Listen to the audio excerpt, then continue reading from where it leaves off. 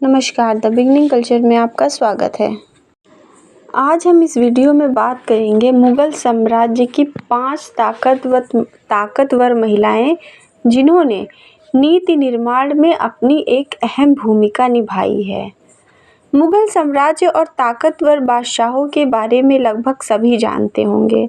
मुगल साम्राज्य की स्थापना बाबर ने पानीपत की पहली लड़ाई में इब्राहिम लोदी को हराकर की थी। इसके बाद उसका उत्तराधिकारी उसका पुत्र हुमायूं था। उसके बाद अकबर आया, उसके बाद उसका पुत्र जहांगीर, उसके बाद शाहजहां और अंतिम मुगल शासक औरंगजेब था। ये ऐसे शासक थे जो अपने साम्राज्य का विस्तार किया, जिनके बारे में हमें पता है।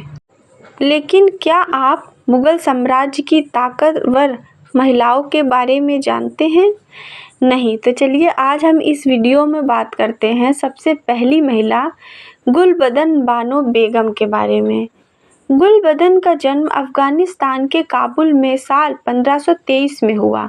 बहुत छोटी उम्र में उनके पिता ज़हीरुद्दीन बाबर का देहांत हो गया था और उनकी सौतेली माँ रानी माहम बेगम ने उन्हें गोद ले लिया था। माहम बेगम बादशाह हुमायूं की मां थी और गुलबदन का बचपन बादशाह हुमायूं की ही देखरेख में गुजरा। उन्हें बचपन से पढ़ने का बहुत शौक था और वो फारसी और अपनी मातृभाषा तुर्की में कविताएं भी लिखा करती थी। वो अपने भतीजे राजकुमार अकबर के बहुत करीब थी और उन्हें रोज़ कहानियाँ सुनाया करती थी।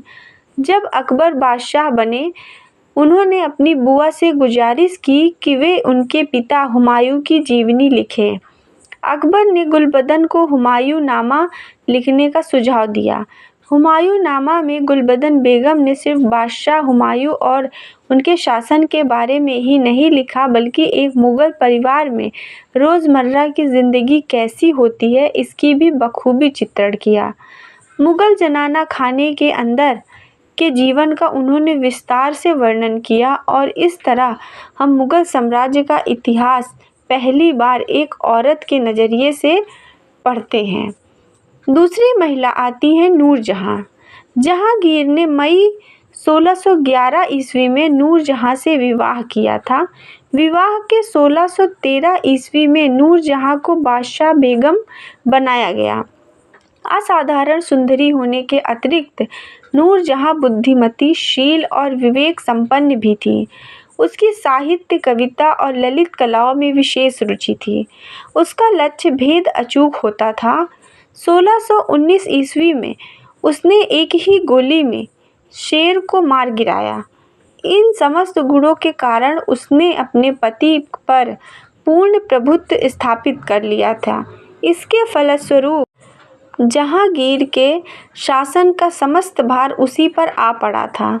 सिक्कों पर भी उसका नाम खोदा जाने लगा और वह महल में ही दरबार करने लगी।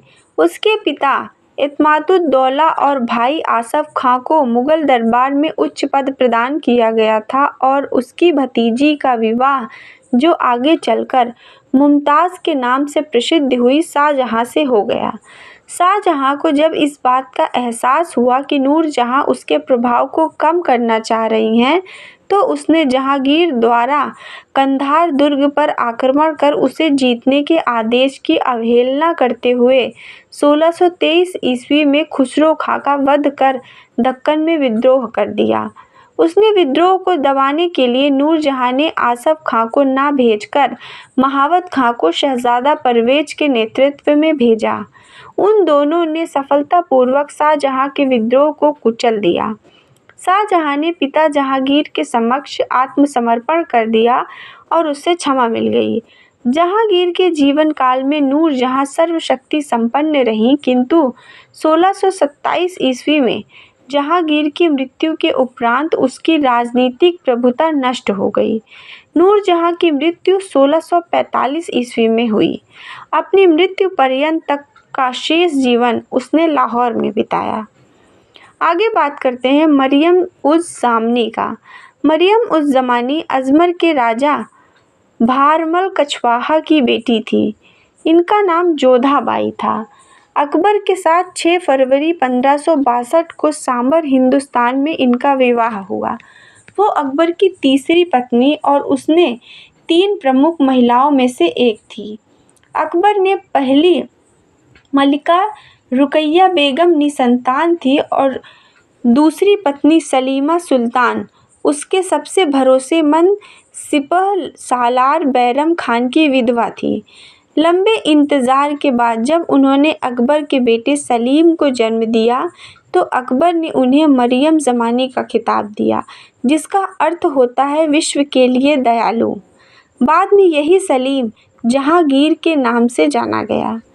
रियाज उस ज़मानी की मृत्यु 1622 में हुई। उसके बेटे जहांगीर ने उनके नाम पर रियम उस ज़मानी महल का निर्माण करवाया था।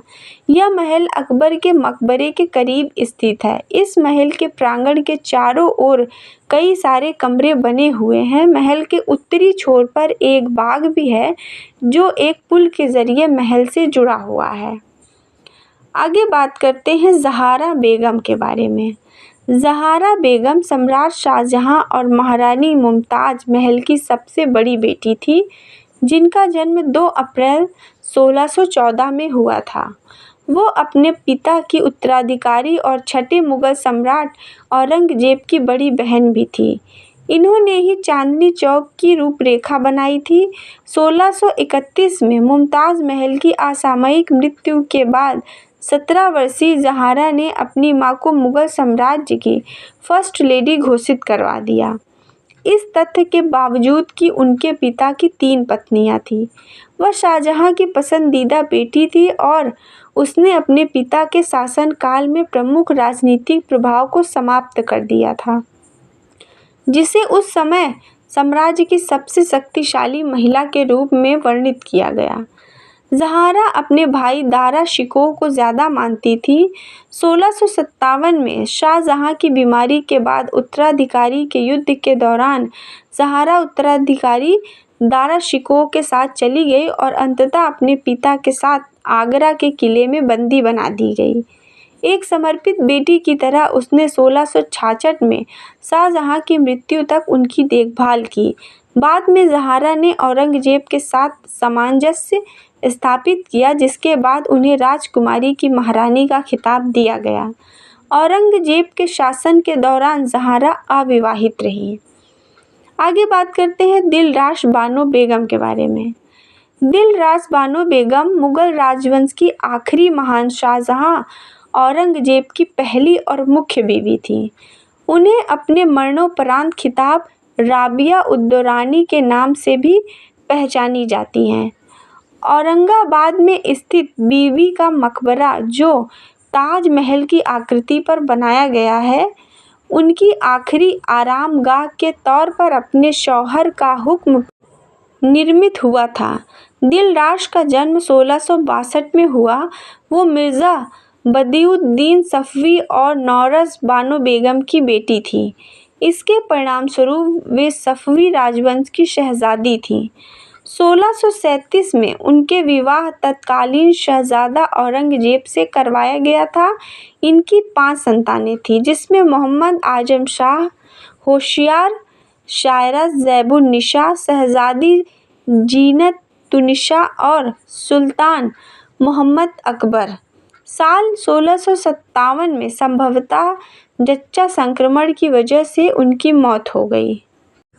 इस वीडियो में हमने बात किया मुगल साम्राज्य की 5 ताकतवर महिलाएं, जिन्होंने अपने नीति निर्माण में अपनी एक अहम भूमिका निभाई।